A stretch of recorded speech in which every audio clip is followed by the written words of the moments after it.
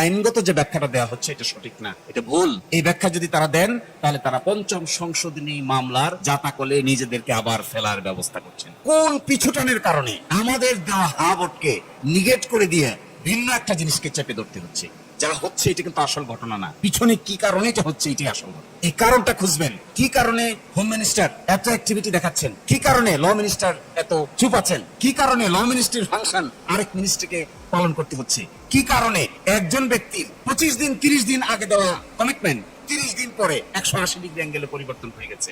সেই গণভোটের আদেশ এখন আর বাস্তবায়ন করতে চান না। এর অর্থ হলো কোনো না কোনো জায়গায় সম্ভবত এক ধরনের ঋণ তৈরি হয়েছে, যে ঋণটাকে আপনারা পরিশোধ করতে গিয়ে গণভোটকে অ্যাভয়েড করতে হচ্ছে।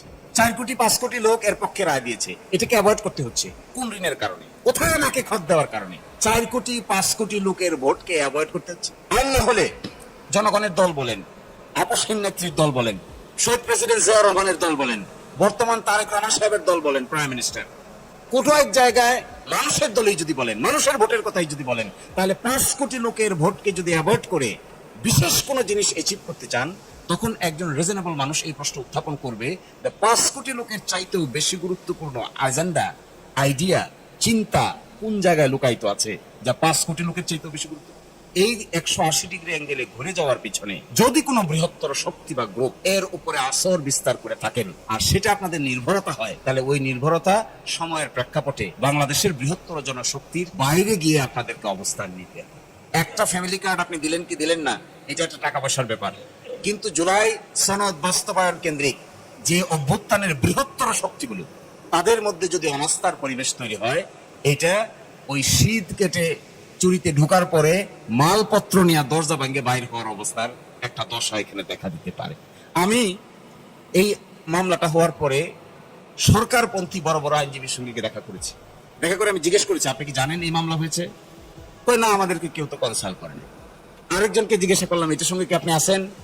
বলে না, আমাদেরকে তো কেউ বলেনি। যে তাহলে মামলা করলো কে? মামলাটা ডিজাইন এসে কোথা থেকে? কে কোর্টে নিয়ে যাচ্ছে এই বিষয়গুলো?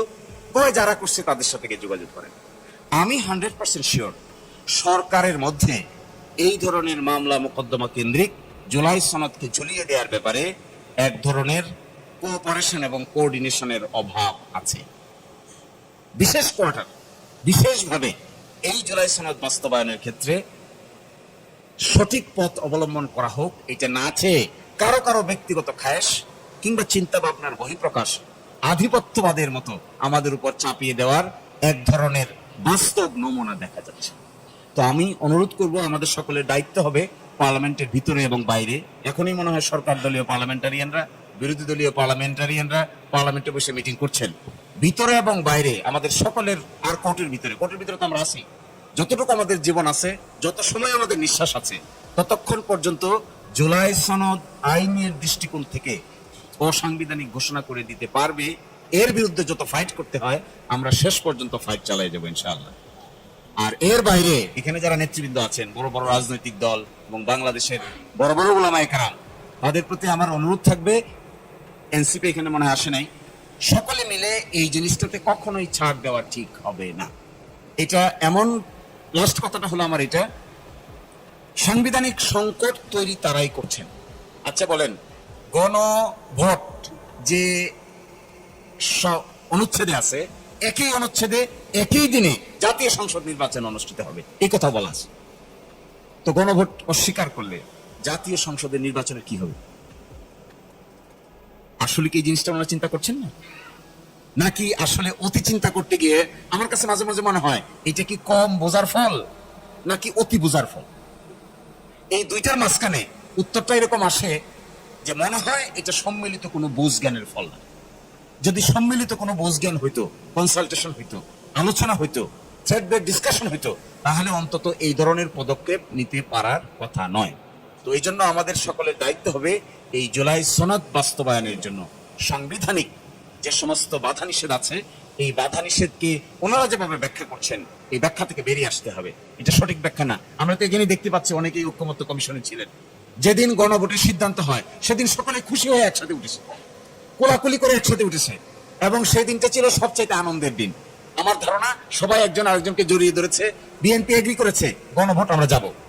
এখন বলছে গণভোট অসাংবিধানিক। হায় হায়।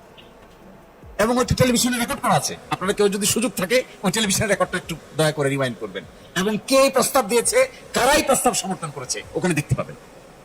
দেখার পরে কোলাকুলি হলো, সবাই একজন আরেকজনকে জড়িয়ে ধরলেন, একমত হলো। প্রথম প্রশ্ন ছিল যে একটা সাংবিধানিক আদেশ জারি করা হবে। আমরা সাংবিধানিক আদেশকে ছাড় দিয়ে বললাম ঠিক আছে, সাংবিধানিক আদেশ জারি যেহেতু সকলেই একমত না, বিকল্প রুট নেওয়া হোক। ঐকমত্য কমিশন 5টা অপশন দিয়েছিল। তখন প্রশ্ন আসলো গণভোট। গণভোটের কথা যে আসলো সকলেই একমত হয়ে গেল, ঠিক আছে গণভোট গণভোট গণভোট। এবং আজকে যারা গণভোটের বিরুদ্ধে বলছেন তাদের কণ্ঠ এবং হাত সেখানে দেখতে পাবেন। তারা যদি হয় সেই গণভোটের আদেশ এখন আর বাস্তবায়ন করতে চান না, এর অর্থ হলো কোনো না কোনো জায়গায় সম্ভবত এক ধরনের ঋণ তৈরি হয়েছে, যে ঋণটাকে আপনারা পরিশোধ করতে গিয়ে গণভোটকে অ্যাভয়েড করতে হচ্ছে। এটা খুবই ডেঞ্জারাস কথা। মানুষ 4 কোটি 5 কোটি লোক এর পক্ষে রায় দিয়েছে, এটাকে অ্যাভয়েড করতে হচ্ছে কোন ঋণের কারণে? কোথায় নাকে খত দেওয়ার কারণে? কোন জায়গায় নাক পাশে আবদ্ধ হয়েছেন, যে নাক পাশে আবদ্ধ হওয়ার ফলে 4 কোটি 5 কোটি লোকের ভোটকে অ্যাভয়েড করতে হচ্ছে? আর না হলে জনগণের দল বলেন, আপসহীন নেত্রীর দল বলেন, শহীদ প্রেসিডেন্ট জিয়া রহমানের দল বলেন, বর্তমান তারেক রহমান সাহেবের দল বলেন, প্রাইম মিনিস্টার, কোথাও এক জায়গায় মানুষের দলই যদি বলেন, মানুষের ভোটের কথাই যদি বলেন, তাহলে 5 কোটি লোকের ভোটকে যদি অ্যাভয়েড করে বিশেষ কোনো জিনিস অ্যাচিভ করতে চান, তখন একজন রিজনেবল মানুষ এই প্রশ্ন উত্থাপন করবে যে 5 কোটি লোকের চাইতেও বেশি গুরুত্বপূর্ণ এজেন্ডা, আইডিয়া, চিন্তা কোন জায়গায় লুকায়িত আছে যা 5 কোটি লোকের চাইতেও বেশি গুরুত্বপূর্ণ? তা যদি লুকায়িত থাকে তাহলে তা পাবলিশ করবে। তখন মানুষ অ্যানালাইসিস করে, তাহলে এটা কি ম্যানেজড ভোট, এটা কি রিগিং ভোট, এটা কি কোনো জায়গায় খত দেওয়ার ভোট, এটা কি 2-3 জন উপদেষ্টা ওই দল থেকে এই দলে আসার সিমটম কিনা, এই সমস্ত কথা তো মানুষ আলোচনা করবেই। আর তারা যদি না করে আপনারা সরাসরি করতেন, ঠিক আছে একমত হয়েছে, জুলাই চার্টার বাস্তবায়ন হবে, আমরা শপথ নিব, পার্লামেন্টে যাব, 180 দিনের মধ্যে সংস্কার পরিষদ হবে, এর ভিতরে সংস্কার শেষ, তারপরে নতুন পার্লামেন্ট যাত্রা শুরু করবে, বাস শেষ। তাহলে তার কেউ প্রশ্ন তুলত না, কেউ তো এই প্রশ্ন তোলার ক্ষমতাই পাইতো না যে তাহলে আপনাদের নাকে খচ্চা কোন জায়গায় দিয়েছেন। আমার কাছে মনে হয় এই 180 ডিগ্রি অ্যাঙ্গেলে ঘুরে যাওয়ার পিছনে যদি কোনো বৃহত্তর শক্তি বা গ্রুপ এর উপরে আসর বিস্তার করে থাকেন, আর সেটা আপনাদের নির্ভরতা হয়, তাহলে ওই নির্ভরতা সময়ের প্রেক্ষাপটে বাংলাদেশের বৃহত্তর জনশক্তির বাইরে গিয়ে আপনাদেরকে অবস্থান নিতে হবে। That would be very difficult. এবং গতকালকে বেশ কয়েকটা জায়গায় আমি দেখেছি নতুন প্রজন্ম, ইভেন মহিলারা, আলট্রা মডার্ন মহিলারা, তারা সিরিয়াসলি বলছেন যে আসলে কি কারণে, কোন পিছুটানের কারণে আমাদের দেওয়া হা ভোটকে নিগেট করে দিয়ে ভিন্ন একটা জিনিসকে চেপে ধরতে হচ্ছে, ওটা কি? আমি আপনাদেরকে অনুরোধ করব, আপনারা ইনভেস্টিগেটিভ জার্নালিজম ক্ষমতা যাদের আছে, যাদের এই পরিমাণ দক্ষতা আছে, তারা এটা খুঁজবেন। যা হচ্ছে এটা কিন্তু আসল ঘটনা না, পিছনে কি কারণে এটা হচ্ছে এটাই আসল ঘটনা। এই কারণটা খুঁজবেন। কি কারণে হোম মিনিস্টার এত অ্যাক্টিভিটি দেখাচ্ছেন, কি কারণে ল মিনিস্টার এত চুপ আছেন, কি কারণে ল মিনিস্ট্রির ফাংশন আরেক মিনিস্ট্রিকে পালন করতে হচ্ছে, কি কারণে একজন ব্যক্তির 25 দিন 30 দিন আগে দেওয়া কমিটমেন্ট 30 দিন পরে 180 ডিগ্রি অ্যাঙ্গেলে পরিবর্তন হয়ে গেছে। পর্দার আড়ালের ওই শক্তিটাকে কিংবা ওই কারণটাকে যদি খুঁজে বের করা যায়, আমার ধারণা এটা বাংলাদেশের জন্য সবচেয়ে বড় উপকার হবে। আর আমি গতকালকে বলেছিলাম, এক মন্ত্রীর সাথে দেখা হয়েছে, সেখানে বলেছিলাম যে আপনারা তো মানুষের বিশ্বাসের জায়গাটা নষ্ট করে দিচ্ছেন। তো উনি বললেন কেমনে? বলে যে সকালে একটা বলেন, দুপুর একটা বলেন, রাতে একটা বলেন। বলে কি বললাম? বলে একবার বলছেন এটা মানবো, এখন বলেন মানবো না। বলে যে আমি বলছি, না আপনি বলেন না। কে বলছে? আমাদের একজন বলছে। তা আমাদের একজন এটা বললো, কেন বললো? আপনারা কি এটা জানেন না? তো জানি, অনেক কথাই তো জানি, সব কথা কি আর বলি? তো বলেন, যদি ভিন্ন কোনো চিন্তা থাকে তাহলে বলেন। এই চিন্তার সঙ্গে সকলেই যদি একমত না হন সেটাও জানান। সকলের মধ্যে যদি দ্বিমত থাকে, ইখতিলাফ থাকে, ইখতিলাফটা আমাদেরকে বোঝান যে সরকারের সব লোক এটার সঙ্গে নাই। তাও তো বলতে চান না। ফলে আমার খুবই বিনীত অনুরোধ থাকবে আপনাদের প্রতি, সাংবাদিকদের প্রতি, প্লিজ কেউ যদি জাতীয় দায়িত্ব পালন করতে চান, দয়া করে পিছনের কারণটার দিকে একটা ইনভেস্টিগেটিভ জার্নালিজম চালান। আজকেও আমি দেখে আসলাম 133টা অর্ডিন্যান্সের ভিতরে মেজর যে কটা অর্ডিন্যান্স আছে তার মধ্যে একটা হলো মানবাধিকার কমিশনের অর্ডিন্যান্স, আরেকটা আছে জুলাইতে যারা যুদ্ধ করেছে তাদের ইন্ডেমনিটি অধ্যাদেশ, আরেকটা আছে একটু আগে দেখে আসলাম গুম খুন অধ্যাদেশ। এই তিনটার মধ্যে নাকি মেসিভ পরিবর্তন তারা প্রস্তাব করছে। কেন?